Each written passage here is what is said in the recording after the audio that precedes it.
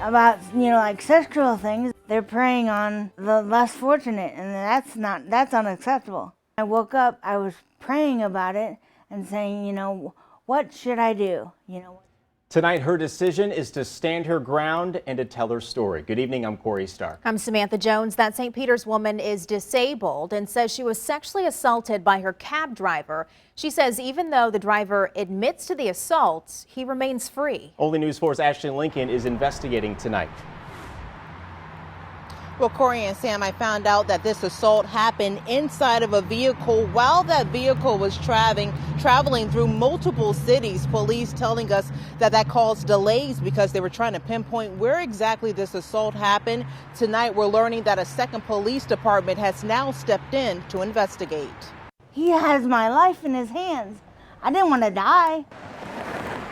I was scared. Yeah, I was afraid for my life. Catherine Hammond says many thoughts were racing through her mind while a taxi driver sexually assaulted her on a recent ride. As soon as I got on the car, he started talking sexually. Hammond is disabled from a car accident that left her with a traumatic brain injury. It takes me longer to process things. She frequently gets cab services through Logistic Care Transportation Services for her doctor's visits. The company contracts with local cab companies. And nothing like this has ever happened to me before. But she says the trip on September 11th ended with her cab driver forcing her to expose herself while sexually assaulting her.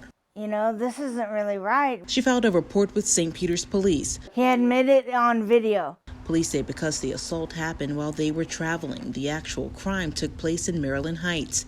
That department is telling News 4 while no arrests have been made, their office is investigating, and they plan to send this case over to the St. Louis County Prosecuting Attorney's Office. I feel like I've done my part because he did this to me, and I don't want him to do it to anybody else. News 4 isn't naming the cab company and the driver until charges have been filed. However, an employee with the company says that driver was fired immediately once they found out about the investigation. But this driver still has a cabbie license, meaning he can go work for another company.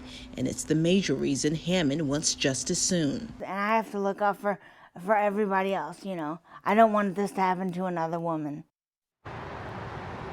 And the cab company tells us since this incident, they are now conducting more in-depth background checks. We did find out that cab driver was employed with this company for just 3 months. Now, I also wanted to know from the St. Peter's Police Department, since they got that confession on tape, why that individual was not arrested.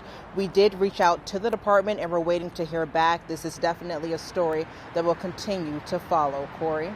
Ashley, absolutely, in downtown St. Louis for us tonight. Thank you.